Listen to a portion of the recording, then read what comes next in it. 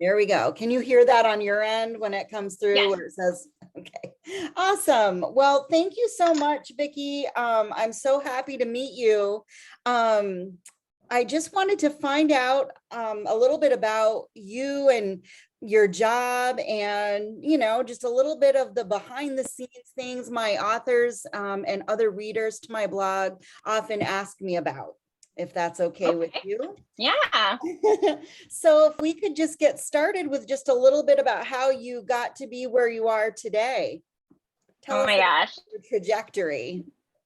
So in college, I was actually a journalism major, and I was convinced I was going to be a journalist. And then at some point, it was just it's not what I wanted it to be. And I remember turning to a friend, and I was just like, I wish I could just be a book editor. Because coming from like small town Texas, that didn't seem like a real job. Like, who does that? So she was like, well, Vicki, why don't you just do that? And I was like, you're right. I should just do that. So I ended up getting a book publicity internship at a small boutique PR firm in Austin. And they did a lot of like self-published authors and things like that, just sort of like adding on to campaigns. But it did make me go, okay, yes, I want to work with books, but I knew I did not want publicity. It was always editorial for me. So I ended up coming to New York and doing the NYU Summer Publishing Institute, which was probably the most intense 6 weeks I've ever had in my life, but it was so, so helpful. And I tried to get an editorial, but it sort of wasn't happening. And finally, I was like, okay, I'll also look for jobs in publicity. And I, of course, got the first job I interviewed for in book publicity, which was at St. Martin's. And so after about a year at St. Martin's, I ended up interviewing for an editorial assistant position at St. Martin's, and I was able to move over, which was really great. And I worked for executive editor Michael Flamini, who is still there, and he does 99.9% nonfiction, and I of course do only fiction. Right. So that was sort of interesting, but he was a really great person to sort of grow up under at the company, I think. And as I started acquiring my own books, I was able to sort of like figure out what I wanted to be doing, which was YA, adult romance, like more sort of high concept adult crossover fantasy and things like that. And so that's sort of how I ended up here. That's really cool. It was a good journey, and I've never worked anywhere else, and I'm like a lifetimer, I think. Just a quick question about what you were talking about. You mentioned the publicity arm is kind of how that was your first kind of job. Yeah. Was that something that was part of the NYU publishing course, or is that something you did differently? So the publicity arm. So the publishing course is and it's like the Columbia publishing course, the NYU publishing course, and I think there's a Denver publishing course. I believe they all still exist. A long time ago. But, they usually have 3 weeks dedicated to book publishing and 3 weeks dedicated to magazine publishing. And you sort of touch on all the jobs within those industries and get to hear from people who are working those positions, learn from them, and sort of figure out what you might be interested in doing. And because I had publicity experience before, I sort of felt comfortable opening myself up to that, but I knew at the end of the day I wanted to be there at the beginning of the process. So when I started looking to get out of publicity and sort of move over to editorial, I was actually looking for editorial assistant positions and agent assistant positions, because I feel like an editorial, as an editor or as an agent, you can be as editorial as you want, really. And that was something I really loved, and I love finding things too, so it just made more sense for me. That's great. Wow. Thanks for that info. And so you talked a little bit about the genres that are your passions. Is that kind of what you focus on where you're at Wednesday Books, St. Martin's? Is that like YA, adult romance? Are those your passions, or is that what you focus on? Definitely, but I'm open to sort of across genres. I think the only thing I'm probably not the best reader for is science fiction in a true way, though I am interested in speculative.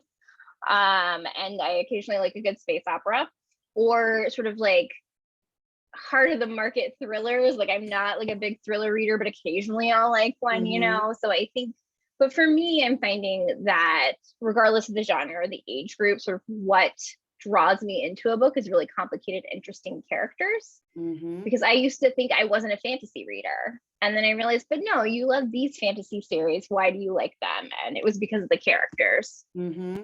That's awesome. All right. And so what can you tell us about, when a book comes to you and you decide to take it on as a project, what happens first? We talk about rounds of editing. What's the process like? Oh my gosh. Well, once I decide I really love something, of course I have to get other people on board, which involves getting reads from heads of departments, occasionally a couple of other editors who you usually pick people who you think will like it. And once you're all sort of on board and you're able to acquire it, I think the first thing for me, after those initial steps is, well, during that process, I should actually backtrack. During that process, usually you're going to talk to the author or you're going to give them a sense of what kind of edits you think the book needs, which it depends. It could be something that comes in really great shape and you're like, oh, this just needs a really good line edit. Maybe I have a couple of comments. And other times you're like, well, it feels like this part of the story is really missing. Maybe you should add this. So you sort of want to give them a sense of where you're at with it before you even acquire it, so that once you do acquire it, you can sort of hit the ground running with it. I'm sort of a big fan of asking questions as an editor, whether it's during the line edit stage or whether it's during there's a bunch of things we need to flesh out in this. But I ask questions because I don't want to dictate what something should be. I want to help an author make it what they want it to be and make it shine. And if something's not coming across to me, I want them to sort of like realize why and get at, I don't know, like ideas of how to fix it. And even if I'm suggesting an idea, it's not necessarily me saying, yes, this is what it should be. It's me being like, here's a thought, or here's another thought. And then the author sort of taking that and being like, okay, and then finding a solution that works for them at the end of the day. And that's very similar to my role as an agent when I'm working with clients or prospective clients. I love that question and, that asking questions period, because sometimes I may see a side of it that maybe they hadn't thought of, or maybe I'm just not understanding their perspective. And I just think it's really important to kind of come to terms, with all of that to make it what they want it to be and shine. Yeah. So, and I always feel like you always want it to be what the author wants it to be at the end of the day, but you want to make it the best possible version. Right. Okay. So at your press, I think I know the answer to this, but do you solely take agented submissions? Is there ever a time that you would, open up to non-agented submissions? Mostly it's only agented. I'm sure there's always like an exception to a rule, I feel like, but for me, I always find an agent to be an important part of the process, just because as an author, like say we come up with a cover and an author doesn't love it,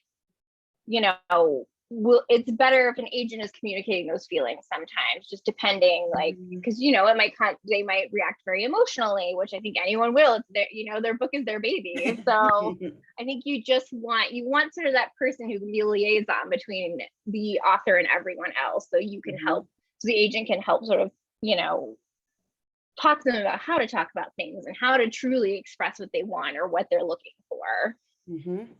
All right. So let me just look at my list of thoughts that have come across, to me as great questions. So you talked a little bit about like a team approach, right? When you've got something you've read that you really like, you bring it to some other people and everybody has to get on board. So let's just say, as an example, you've got this book in front of you and you really like it and you bring it to a couple other people. What happens next if they like it? If they like it, then we're typically taking it to the acquisitions meeting, which means I'm doing a P&L, so I'm doing up numbers based on either expectations or comps that we have in-house that we think we can do similarly to. And sometimes there are no perfect comps, so you're looking at comps out of house. But it really is sort of figuring out like what the level is based on not only enthusiasm, because enthusiasm is amazing and we could just be making up numbers all the time based on enthusiasm, but also just the realities in the market and what's happening at retailers, and sort of like thinking about it in a very logical way as well. Mm-hmm. Sort of passion meets business, which can be tricky.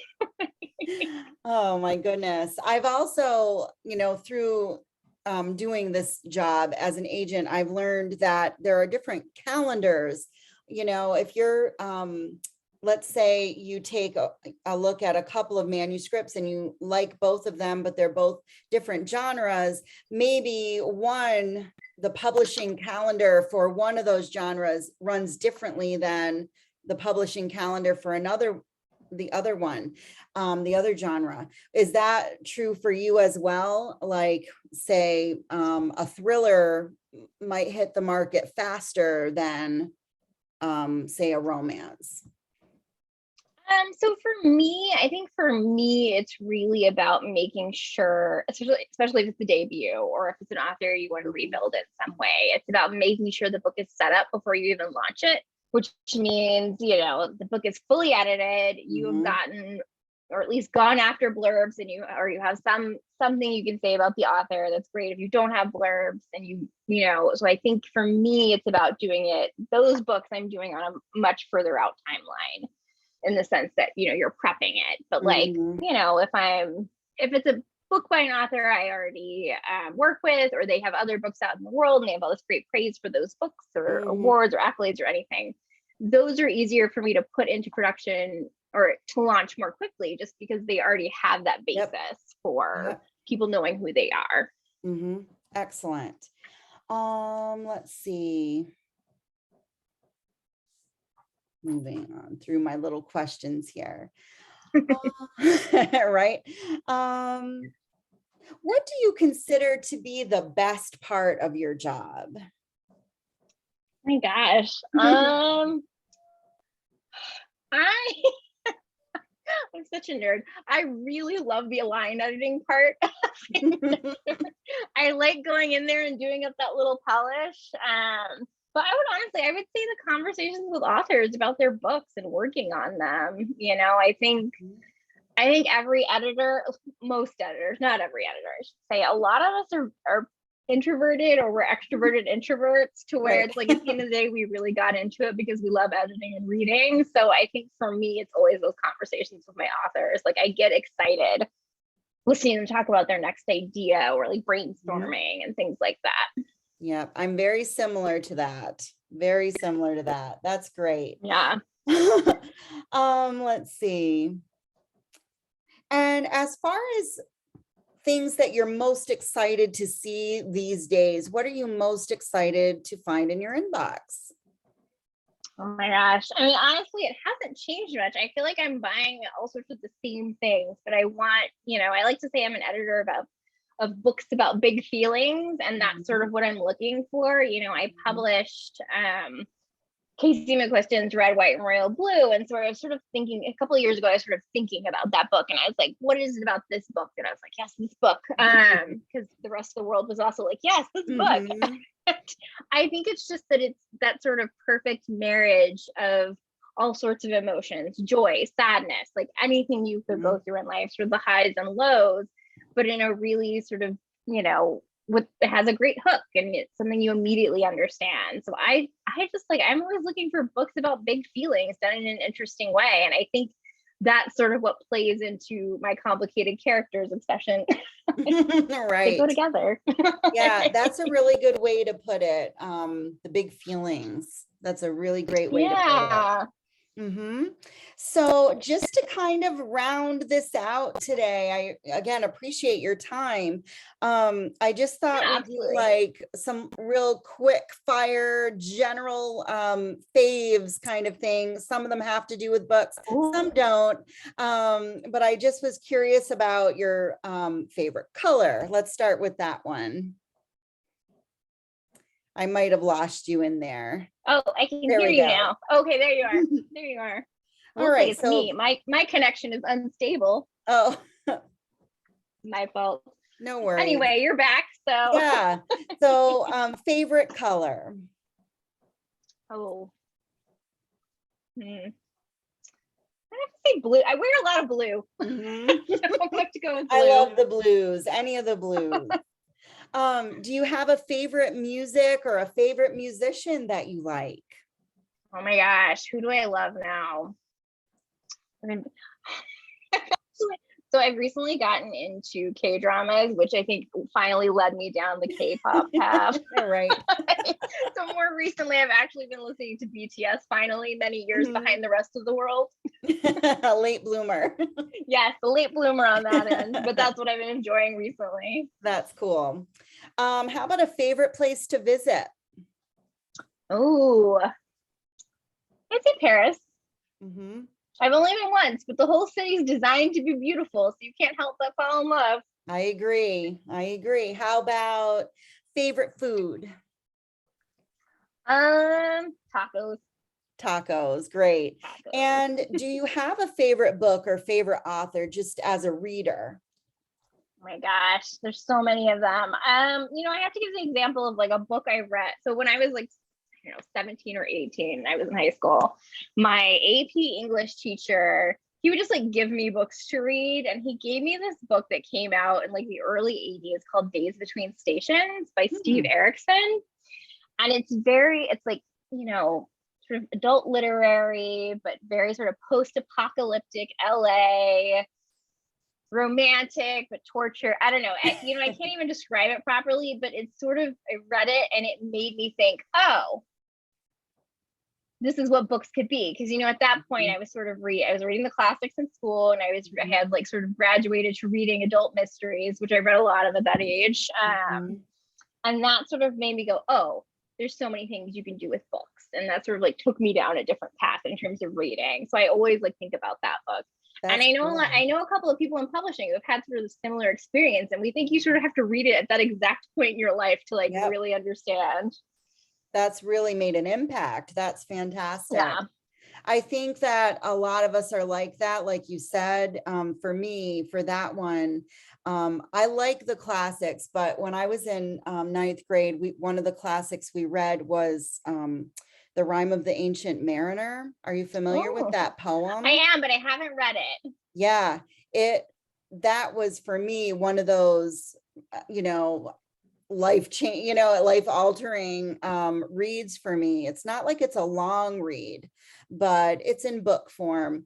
And I just really connected with it. Just the whole, it made me think, and just kind of like you said, this is what literature can do. It's fantastic. And I think that's been one of my favorite parts about being an editor too, which I didn't mention earlier, is just like when this especially happens, I think, with YA, my authors will get a letter from that teen who doesn't really read, but they happened upon their book, and that's the one that made them go, oh, I like reading. And so that's always really special. Yeah, it's very meaningful.